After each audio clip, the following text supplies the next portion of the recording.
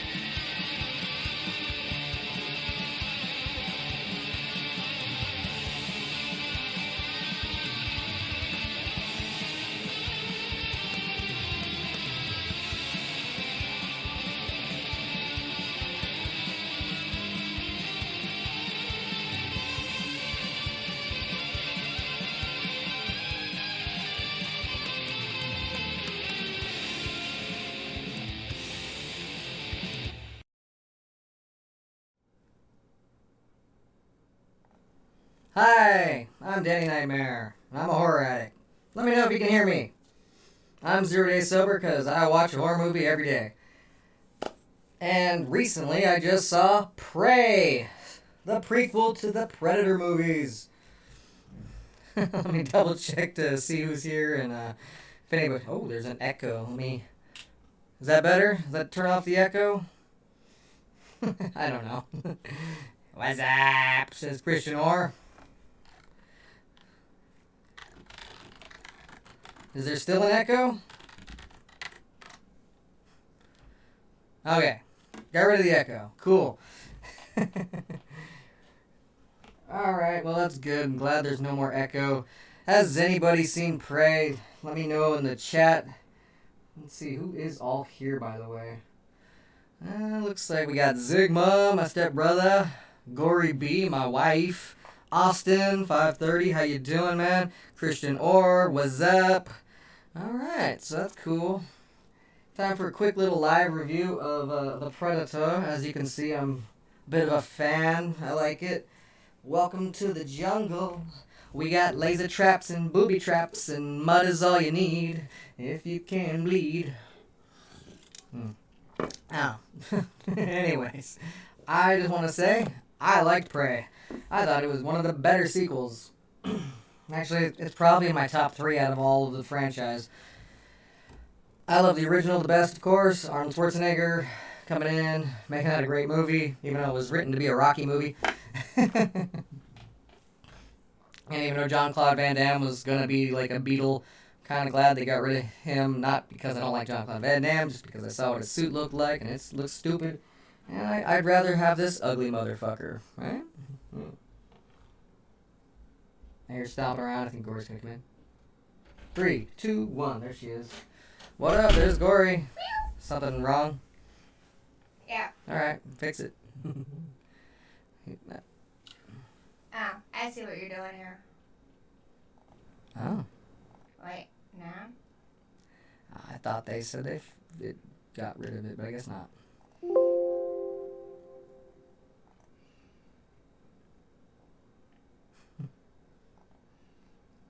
Oh, piss on my balls. No. None of that. It's okay, baby. Alright, now do a talking. I'm doing a talking. Is there still an echo? Shouldn't be. You don't want more than one of these things moving. Oh. Those are sound things. Okay. That means too much sound is going in. Oh, hey, beer. Oh, hey, that is my beer. Delicious. I love beer. Who doesn't? Alright, let me... Echo is gone. Alright, echo's I gone. helped you. Okay, I'm gonna run away now. Ready? Alright, see ya. Lean very far over here and I'll give you a kiss. Come here, baby. Oh, yeah. 3, okay. Bite! Bat. You gotta say bat. Anyway. Sorry about the echo. Glad it's gone. Anyways, yeah, I love the original Predator movie. I thought it's great. It is a horror movie. Yeah, it's a bit of a sci-fi action as well, but it's definitely a horror movie. You know, when people getting picked off one by one, there's skinning, there's ripping of skulls and all kinds of shit. And there's a cool booby trap ending, almost like as Wes Craven wrote it himself. He didn't, but it has the same type of ending. Not a lot of people like to shit on Predator 2, but I love that one with Danny Glover. I think that's great. Bill Paxton's amazing in it as well. And it was an amazing video game for the Sega Genesis, to be honest. But Predators, I enjoyed it, but it wasn't, quite as good. The Predator, started off good, but ended up just being this way over-the-top action Marvel wannabe movie. So I wasn't a big fan of that. And then there's the Alien vs. Predator movies, and they were both disappointing to me for different reasons. But I love Prey. Just gonna point that out one more time. What's up, the Movie Massacre? How you doing, buddy? Oh, and Maverick Media. Hey, everybody. Okay, cool. Have Cheetah will review. Cool. Cheetah's in the house. All right. More people watching. So, anyways, we watched Prey on Hulu. Yay, Hulu streaming service. Great. I'd rather have saw this in the theaters. I think it would have been a lot better in the theaters because it's a very atmospheric movie, beautifully shot. Just great. It takes place in 1719. Does tie into the very end of Predator 2. I won't tell you how just yet until we get to spoilers, but it does tie into it. Alright, so it's a bunch of native people. There's what's everyone saying real quick? Yeah, when I do the spoilers, I'll turn on the sign, don't worry. So, I'm not to there yet. We're just going to talk about a little bit of the opening premise. It takes place, like I said, in 1719. It's, there's a native tribe, and Naru? Anyway, she is an amazing final girl. She's great, just kind of badass. Kind of your Native American version of Mulan here, where she doesn't want to pick fruit and do all the woman stuff that, her gender is usually subjected to. She doesn't want to pick yams and berries all day. She wants to go out and hunt with men. She wants to kick some ass. She even tries to hunt a deer with a tomahawk in the beginning of the movie. I wouldn't advise that. That's a horrible way to hunt a deer. But whatever. She doesn't successfully get it. And she does see this giant, what she thinks is the Thunderbird. It's really the Predator's ship kind of entering the atmosphere. So she takes it as a sign, though. She starts talking to her brother. They hunt hawk together. Her brother's name's Tabe, I believe. And he's played by Dakota Beavers, and it's his only role that I've ever seen. I've looked up him on IMDb and stuff, and he didn't seem like he's done anything, but he did do a great job in this movie. Amber Midthunder plays Naru, and she's been in a lot of stuff. I think she's been acting actually since she was a little girl back in 2001. But yeah, she seems comfortable on screen. I think this might be her biggest role. I mean, the biggest role I know of. And she kills it. She does an amazing job. Anyways, she wants to hunt. Danny with an eye. Don't you bring her into this. I see what you're doing, Movie Massacre. Anyways, getting off track because I was looking at what you guys are talking about in the chat. I am Native American. I am card carrying. Am I full-blooded? No, of course not. But my native name is Falling Rock. My dad, Little Bear, gave me that name. So, yeah, there you go. And I did give native names to my family, even though they have no native blood. My wife is Reading Rainbow, and my kid is Smiling Squirrel. Anyways, enough about that. I would say this movie is respectful to native people. That's my opinion. Some people would disagree, maybe. I don't know. I can't really think of why. It's well done. It treats them like people. Just pretty accurate. I mean, there's stuff with some of the weapons. She'll tie a rope to her tomahawk and throw it around like she's Scorpion from Mortal Kombat. And I don't think that would work that way. That tomahawk would get real dull real quick after being stuck into a couple of trees and other things. But I mean, it's accurate. I think towards native people, it's respectful. It seems to be. There are white people in this too. There's a French tribe of trappers that are massacring buffalo and catching all the other animals, and their traps are a nuisance to say the least in this film. So they're there. The native people speak speak English, so I think that they're speaking their own language. It's just translated English for the audience. The French people speak French, except for one that translates to the Native American, but that obviously is just English for us to hear. So it's a little confusing if you like really think about it, but whatever. I get it. I understand. The predator, he does its own predator noises that he always does. So he looks a little different in this one. He's played by Dane DeLegio.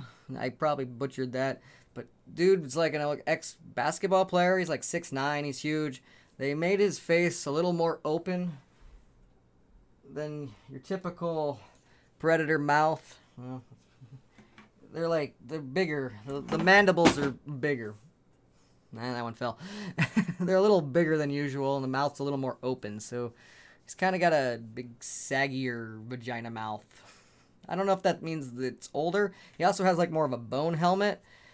Not the more sci-fi looking predators that are in the other movies. I don't know if that means their technology is older or if he's using kind of this more older technology to be fair about the planet he's hunting on. Because he hunts animals too. He's not just hunting humans. I think he might be the first time predators have come to Earth. I don't think they're counting Alien vs. Predator with the whole Antarctica thing. I don't think they're doing that. I think this is a different timeline. It seems to fit the regular Predator timeline, but I think AVP was its own thing. Completely different from both Alien and Predator.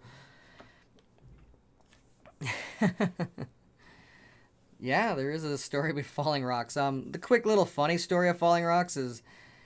Well, that'd be completely off topic, but I guess I can tell it to you really quick. My dad thinks it's hilarious. He called me Falling Rock because as a wrestler, I jump off the ring a lot, and I'm constantly falling on my opponent. I'm, jumping onto my opponent, but can't fake gravity, so there you go. He thought that was cool, but there's a little story about Falling Rock where there's this native girl, and she's to be wed a great tribesman, who's really talented, but she's in love with a different guy who's not very talented, but he promises that they'll both go out and they're both gonna come back with the biggest hunt and who can bring back the biggest game and prove themselves as an actual hunter and warrior provider. So they go out and the one dude comes back that she doesn't like, and he brings in this big bear pelt and everything he killed, and the one she loves never comes back, and she's really sad, and she goes around posting a bunch of signs that says, "Watch for falling rocks." Huh? Get it? Because when you're driving on the highway, you see falling rocks. Anyways, that's kind of the funny story of my name. Back on the actual prey here. So anyway, she's trying to hunt and prove herself. One of their guys goes missing, and she tags along. Her brother lets her just because she could use good medicine. She's basically can be a nurse or I guess a doctor, but whatever. It's stuff they consider things women can do. The others are mad about it, but her brother knows that she is a bit of a badass, so he wants her there. They find the guy, he's wounded. She gives him this weird berries and stuff that makes your body really cold so you won't bleed out and die, but it makes you very uncomfortable because you just feel really cold. They get him back. They find out that he was attacked by a cougar, but something spooked the cougar. She sees things like a skinned rattlesnake and other random shit that doesn't add up, tracks that look like they could be a bear, but they probably aren't a bear. Shit like that. She helps wound the cougar, but knocks herself out, and her brother takes her back without her, and then he he gets all the credit for killing the cougar, and gets to be called a war chief, and she's like, damn it. But she plans to prove that she can be a war chief too, so she's gonna hunt the predator, whatever it is. She knows there's something weird out there, and she goes out hunting for it. And, like I said, there's French guys gonna get involved, and her and the predator have a big showdown. And that's as far as I'm gonna go without the spoilers. But yeah, I like it. I think you should definitely see this, and I'd give it an own it once it's available on Blu-ray or 4K. I think it's amazing looking. It's beautifully shot. Well acted. The story is great. It's also very much a horror story like the original. But also, there's a cool little, bonded story between her and her brother. There's no romance angle, because, wow, I mean, you can write a story for a woman and not have romance in the angle? Shit. Didn't know that was possible. I mean, of course I did, but some people have a hard time believing that you can do that. I think Narua is an excellent character. And, yeah, I think the Predator was cool. The Predator has a little different, like I said, his technology. He's got the weird bone helmet. Still laser guided, but the 3 lasers don't just shoot a blast at you. They shoot laser guided, like, metal darts, I guess. He's still got his claws. He's got a cool shield that's razor ass sharp. But he doesn't have, like, the discs and the net and the few other things that he's had in the other movies. He seems like his technology isn't quite as updated as it by the time they fight Arnold. I don't know if that's just because the Predator stuff is not updated at that point, or if he's just trying to be more fair on this more primitive planet. I'm not 100% sure. But it is pretty badass. Like I said, I definitely recommend it. I'm going to turn on the spoilers here. I don't think I'm going to try and spoil a whole lot. Granted, I might, so I'm just putting it on anyways. I don't have a whole lot to say about it, but I do have a few things. So now that the spoiler thing is on, be warned, you know, some stuff might happen that you might not want to hear if you haven't seen the movie already.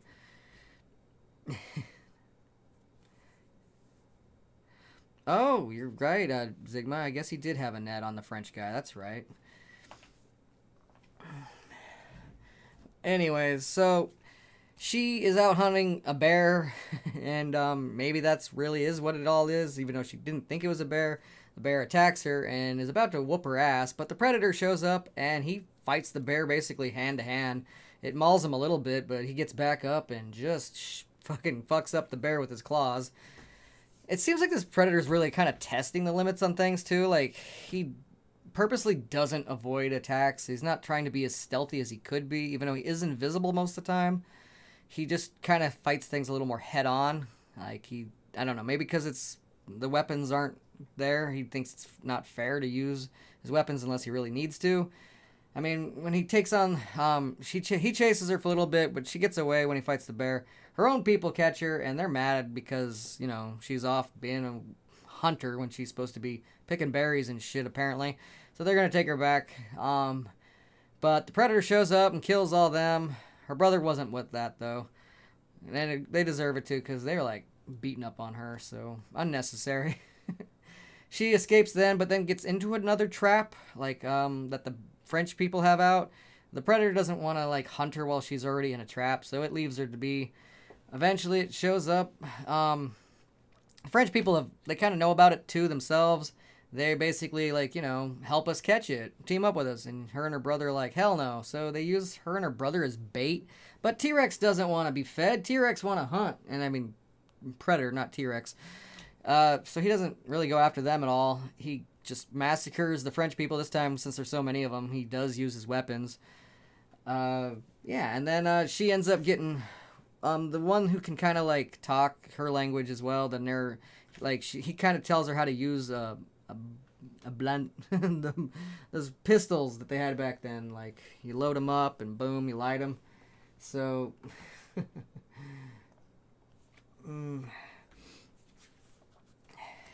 she uses one of those, and she also uses the berries to, like, make herself not be seen by the Predator, because she kind of, like, puts 2 and 2 together throughout her experience fighting with it. Yeah, the flintlock pistol, that's what I was trying to think of. No, not a musket. A musket's like a big old rifle. It's a flintlock pistol. That's right. Anyways, it's the same flintlock pistol that they give Danny Glover at the end of Predator 2.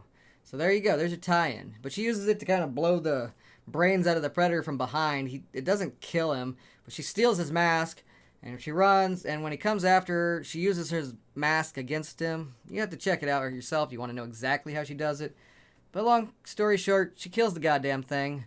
And it's good, too, because, like, you know, it did kill her brother, and it did kill, like, everybody, except for her. But she shows back up, and she's got Predator goo on her face, and she's like, yeah, and she holds up its head and throws the flintlock pistol at her family, and she's like, I'm a war chief, damn it, I don't care what my gender is. And they're basically, yeah, definitely, fuck. Not really understanding what the skull of this giant alien being is. But yeah, they basically let her. And then there's, like, a thing in the credits where it's, like, a little, like, there's some cave drawings or skin pelt art, and it shows that the Predators show up, like 3 ships come and land her. What does that mean? Do they kill her and take the flintlock pistol back? I don't think the Predators would do that. I think they actually recruit her. I think she gets to go to wherever with them. I think she gets to be a predator. They let her be. They join the tribe. I think that's why they have the pistol though, because they bring her with her. But and then give it to Danny Glover. But personally, I just think.